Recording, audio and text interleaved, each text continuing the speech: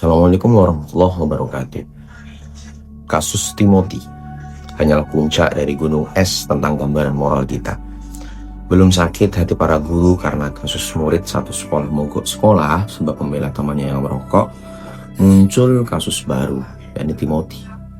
Sebuah ironi ketika pendidikan direduksi menjadi sekadar proses transfer pengetahuan semata, hingga orang-orang hanya terfokus pada prestasi dan nilai di atas kertas. Sementara nilai-nilai esensial yang semestinya menyertai pendidikan, yakni dimensi etis dan moral, perlahan terus terdistorsi oleh paradigma baru yang menjadikan demokrasi dan hak asasi manusia sebagai semacam agama modern.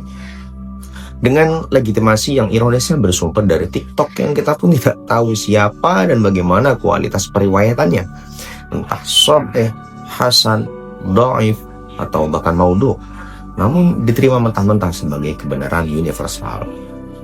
Pesantren sebagai satu-satunya basis pendidikan yang masih konsisten menjaga dua pilar utama, transfer ilmu dan transfer moral, kini turut diguncang.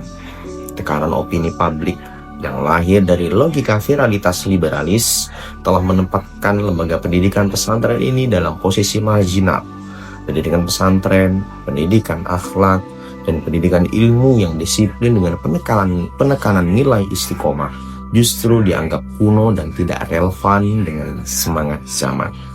Akibatnya setiap kasus yang muncul di pesantren diperbesar secara tidak profesional, dan penilaian terhadapnya kerap dilandasi sentimen dan kemarahan, bukan analisis objektif yang berbasis substansi. Kasus perundungan seperti yang menimpa Timothy, seorang mahasiswa yang kehilangan nyawa sebab bunuh diri akibat kekerasan sosial, yang seharusnya menjadi cermin reflektif bagi seluruh ekosistem pendidikan. Ironisnya, tragedi tersebut tidak menimbulkan gelombang keprihatinan besar ketika kasus serupa terjadi di lingkungan pesantren. Padahal jika kita jujur, ini menunjukkan betapa rapuhnya kesadaran moral di kalangan pelajar modern. Ketika institusi yang masih mempertahankan nilai-nilai moral justru disalahpahami sebagai institusi yang layak dibenci, dijauhi, dan layak untuk dicaci. Sesungguhnya kita sedang menyaksikan degradasi akal sehat publik yang menilai berdasarkan emosi, bukan data. Masih hangat kasus pondok pesantren Al-Ghazni dan Lirboyo. Apakah mereka anti kritik? Jelas tidak. Dengan semangatnya, Lirboyo mengultimatumkan para santri memakai APD saat bekerja bakti, dan Al-Ghazni dengan segala caranya tentu mengakui bahwa ini adalah sebuah kesalahan. Bukan berarti dengan ungkapan takdir lalu kita vonis mereka lari dari tanggung jawab dan tidak merasa bersalah. Mereka tetap memberikan uluran tangan bantuan santunan, dan pada saat ini kiai mereka akan diperiksa. Itu sebagai bentuk rasa tanggung jawab mereka, bukan lari dari tanggung jawab. Namun terlepas dari objektivitas menurut kita untuk melihat secara realistis dan secara proporsional, saya ulangi lagi, secara proporsional, perundungan bisa terjadi dimanapun, di sekolah umum, universitas, bahkan di rumah ibadah sekalipun. Namun pertanyaan yang lebih ilmiah adalah, seberapa besar tingkat prevalensi dan intensitas kasus tersebut antara pesantren dan lembaga pendidikan umum? Apakah proporsinya benar menunjukkan bahwa pesantren adalah epicentrum kekerasan? Ataukah hanya konstruksi opini publik yang dibentuk oleh bias media dan amarah kolektif? Padahal jika ditelaah dengan data, realitasnya jauh lebih kompleks dan tidak sehitam putih itu. Menurut data Jaringan Pemantau Pendidikan Indonesia atau JPPI, tahun 2024 tercatat ada 573 kasus kekerasan di lingkungan pendidikan, mencakup sekolah, madrasah, dan pesantren. Dari jumlah tersebut, sekitar 36% terjadi di lembaga agama termasuk madrasah dan pesantren, dan hanya sekitar 20% atau 114 kasus yang benar-benar terjadi di pesantren. 20%. Artinya, mayoritas kekerasan terjadi di luar pesantren. Bahkan data Kemenak Kabupaten Bintan mencatat bahwa tingkat perundungan di madrasah dan pesantren hanya 6,25%, jauh lebih rendah dibanding sekolah umum.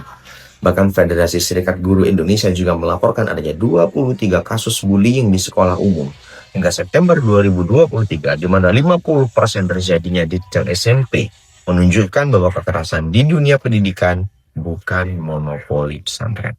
Namun yang menarik adalah bagaimana publik mempersepsi dan memberi respon. Ketika perundungan terjadi di sekolah umum, publik menanggapinya secara wajar bahkan cepat melupakan. Dan yang paling utama adalah media, yang sepertinya tidak tertarik untuk membahas hal itu. Tetapi ketika kasus serupa muncul di pesantren, media dan warganet seolah-olah menyorotnya dengan intensitas tinggi hingga membentuk opini bahwa pesantren identik dengan kekerasan. Padahal secara statistik proporsinya jauh lebih kecil. Ini menunjukkan bahwa yang sesungguhnya terjadi bukan krisis moral di pesantren, melainkan krisis objektivitas dalam membaca realitas. Jika kasus perundungan di luar pesantren yang jauh lebih tinggi dianggap biasa saja dengan bukti sepinya warganet menanggapi itu, sementara kasus di pesantren yang presentasinya kecil justru dibesar-besarkan, bukan berarti membenarkan kekerasan di pesantren, tetapi dibesar-besarkan secara tidak proporsional, maka sesungguhnya yang sedang terjadi bukanlah pembelaan terhadap korban, melainkan serangan terhadap nilai. Oleh karena itu, mengakui adanya kekerasan di pesantren adalah sikap intelektual yang jujur, namun menutup mata terhadap fakta bahwa skala perundungan di luar pesantren yang jauh lebih masif adalah bentuk kebutaan moral. Assalamualaikum warahmatullahi wabarakatuh.